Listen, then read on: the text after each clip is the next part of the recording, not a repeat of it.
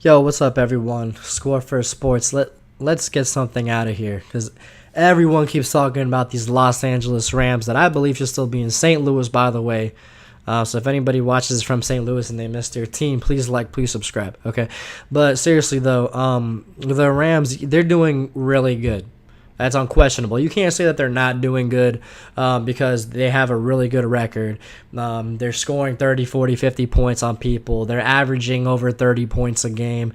They have one of the top defenses, the top offenses. It looks like Jared Goff might be the future of their franchise.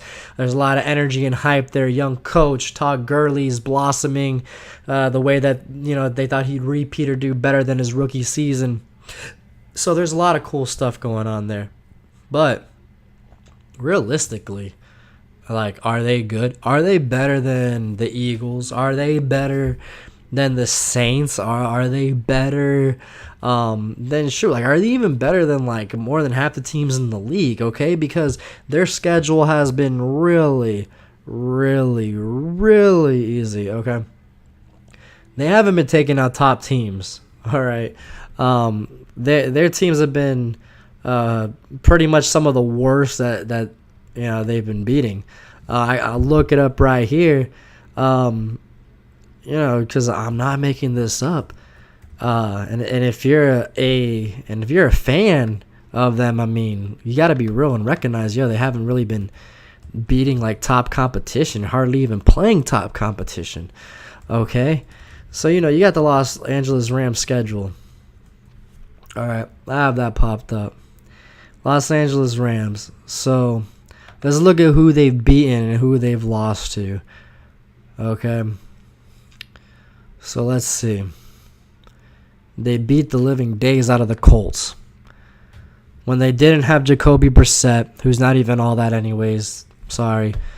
They had terrible play. They went 46-9. Congrats on scoring 46 points. But you shouldn't be too proud of beating the Colts. Okay? They're not that great this year. They're not. They didn't even try to put in Andrew Luck. So it's they're pretty much tanking this year on anyways on purpose. You lose to the Redskins, NFC East team. They're good. Kirk Cousins, decent offense. They lose to them 27-20. All right.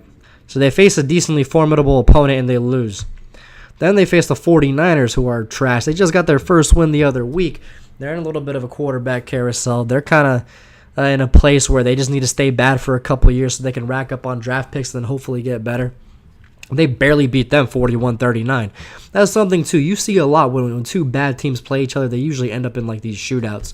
And then some people think one team is better than we think. Nah, they just both have horrible defenses. And then the Cowboys, they beat them 35-30. Okay, and that's a decent opponent. Good NFC East team, Zeke, Dak. But it's not like they whooped them. They barely beat them. Okay, I gotta give them the credit for the win though. That's a good win. But like I said, it wasn't dominating. And the Cowboys overall this year haven't looked too hot. Let's be real. Nobody's expecting them to win the NFC East anymore right now.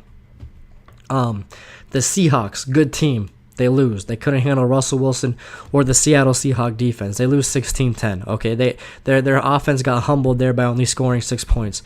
All right, and then we see the Jaguars. The Jaguars have been pretty hot because their defense has played amazing. All right, their defense is clutch. I want to say it's on pace to end up becoming a top 10 all-time defense. Definitely with the young talent they have, they're just gonna get better. I'm very impressed, but then again, they have Blake Bortles at quarterback, and that's why they're not going to do anything other than have a promising defense and then a decent offense. Fournette's pretty good too, but the Jaguars ain't all that. I'm sorry. Then the Cardinals, they win 33-0. Okay, the Cardinals are not that good this year. There's no way that they could win the NFC West. I don't think anybody predicted them to win the NFC West anyways. Adrian Peterson, he had one really good game. He was super excited, I guess. I don't know. And that was it. Hasn't done anything since then. Also, too, inconsistencies at quarterback there. They need a freaking quarterback. And it's surprising to me, too, that they haven't tried to get another veteran quarterback because it seemed like they were all in on this season by even trading for AP once David Johnson got hurt. So why wouldn't you just add another veteran quarterback who's on free agency to try to boost up your team? Cardinals are a mess. The Giants, they suck this year. They have no receivers. They don't even throw to the receivers that they have right now. They won 51-17. Big whoop. And then the Texans without Deshaun Watson or any of their top defenders like J.J. Watt. And as we've seen, without those defenders, their defense is horrible. And the only reason why they were even competitive in the last few weeks was because Deshaun Watson was putting up, oh man, like 30, 40, 50 points a game himself. I mean, the guy was about to score. He was about to pass for like 30-something touchdowns and rush for 10 touchdowns himself. He was a quarterback and running back in one. It was amazing what he was doing. Nobody had ever seen anything like that before. To that level, man. I mean, to throw that many touchdowns and run as much as he was and etc. He was lighting it up. So they haven't faced too many tough people. In the upcoming weeks, they do have some harder competition coming up. They have I believe they have the Vikings, who I think are overrated too.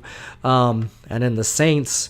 The Saints are a good team. Then they play the Eagles, and then the Seahawks and the Titans. Eagles, Seahawks, and Titans, those are three good teams. I bet they'll lose 2 out of those 3, or maybe all 3. They've only lost a couple games so far. Props to them. They're working hard. They're doing a good job overall. It's not easy to blow out teams whether they suck or not. But my thing is that they shouldn't be compared to these other teams like Eagles, Patriots, Steelers, Seahawks, Saints, because they haven't faced formidable competition yet. It's way too early to tell. Now that they're going to face some tougher people, now it's going to get interesting. They got to face, let's see, 1, 2, like 5 of their upcoming like 7, 8 opponents. They all have winning records and they're well-known teams. That's quite a bit, and if they lose most of them or all of them, then now okay, now the proof's in the pudding. But right now it's just speculation, theorizing. Like I said, I don't want to take away from what they did as far as putting up the points and doing well, because they deserve the wins that they got and how they did them. But I'm just saying people need to kind of hush a little bit when it comes to saying that they are an elite NFC team or elite NFL team, because they have not proven that yet against good competition. All right, if you liked anything I had to say, please subscribe, and I can't wait to talk to y'all about sports next time.